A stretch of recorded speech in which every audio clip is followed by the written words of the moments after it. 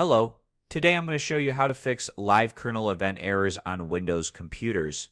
Live kernel event errors are critical hardware or driver-related issues that can cause freezes, crashes, or performance problems. They often point to failing components such as RAM, storage, or incompatible drivers.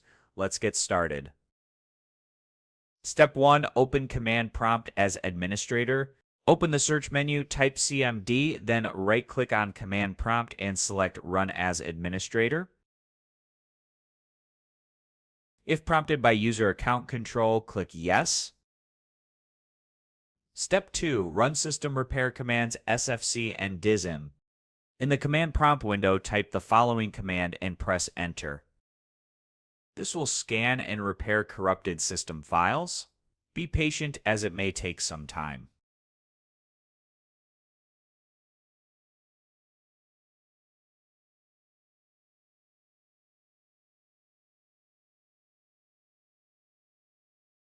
After SFC completes, run the following command to repair Windows image files. Wait until the scan completes.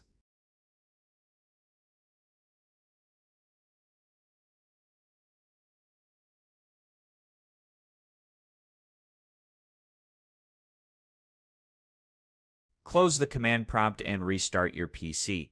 This will apply all the repairs performed in previous steps.